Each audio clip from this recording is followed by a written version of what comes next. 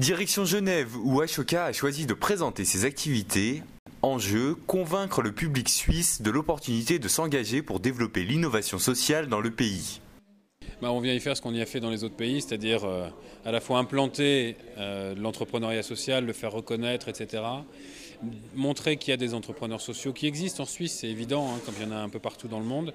Et puis montrer aussi qu'il y a des collaborations qui peuvent naître entre le monde du business et le monde des entrepreneurs sociaux. Ce n'est pas forcément la première chose qui saute aux yeux, mais aujourd'hui on est persuadé, finalement avec les expériences qu'on a pu avoir dans d'autres pays, que la Suisse, qui peut paraître de l'extérieur un pays on va dire serein et qui n'aurait pas forcément de grandes problématiques sociétales, en réalité peut apprendre beaucoup des entrepreneurs sociaux.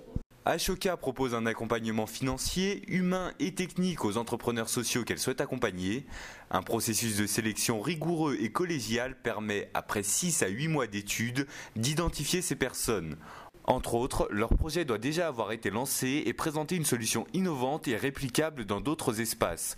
L'accompagnement d'Ashoka permet ensuite de donner une autre ampleur à l'entreprise sociale. Écolo-crèche est basée à Marseille. Nous accompagnons un certain nombre de crèches sur le territoire français, mais en quantité plutôt réduite. Et puis depuis qu'on est accompagné par Ashoka, on a créé une antenne en Ile-de-France, embauché 2 personnes, et puis on est en train de travailler auprès des 2500 crèches. On a pour objectif de travailler auprès des 2500 crèches qui sont en Ile-de-France. C'est quelque chose qu'on n'aurait sans doute pas fait aussi rapidement et avec autant d'outils et de moyens que ce qu'on le fait maintenant grâce à Ashoka. En 30 ans d'activité, Ashoka s'est constitué un réseau de plus de 3000 fellows à travers 70 pays. Avec l'accompagnement de l'organisation, plus de la moitié d'entre eux sont considérés comme leaders dans leur domaine. L'accompagnement d'Ashoka permet aux entrepreneurs sociaux d'installer une activité pérenne à l'impact avéré. Moi, j'ai jamais été financé par Ashoka comme ils le font avec les juniors. Par contre, j'ai bénéficié d'un certain nombre d'accompagnements. On parlait tout à l'heure que j'étais à la tête d'une organisation et qu'il y a des grands cabinets internationaux tels que McKinsey qui viennent de réaliser chez nous aujourd'hui une étude d'impact.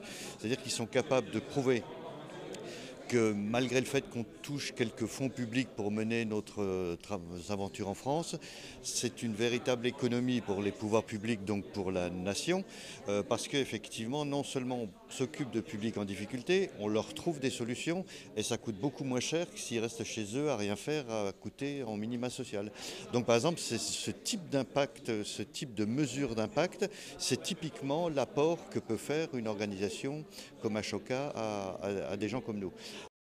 En 2010, les jardins de Cocagne représenteraient ainsi un impact total de 7,5 millions à 13 millions d'euros pour la collectivité, à quoi s'ajoutent des bénéfices plus difficilement chiffrables, réduction des coûts sociaux liés à l'exclusion, amélioration de la santé des clients à travers une alimentation plus saine et réduction de la pollution. Et pour aller plus loin que l'accompagnement des fellows, Ashoka encourage la mise en place de chaînes de valeur hybrides réunissant entrepreneurs sociaux, pouvoirs publics et acteurs du monde des affaires. The social entrepreneur, he very often has very good ideas, but the scaling is the issue.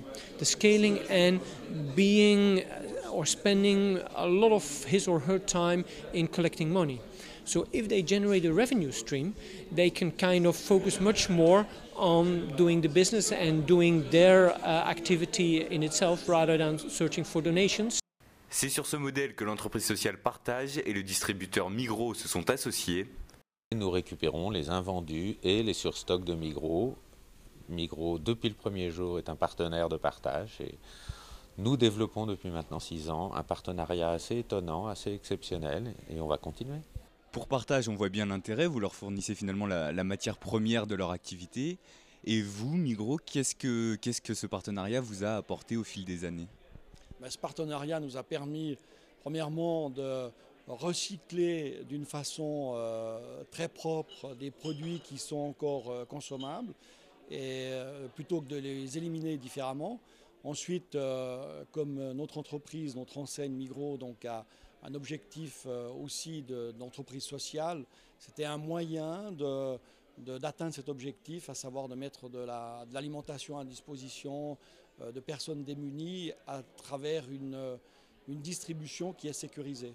Un exemple appelé à faire école pour une nouvelle étape dans l'innovation sociale en Suisse et à travers le monde.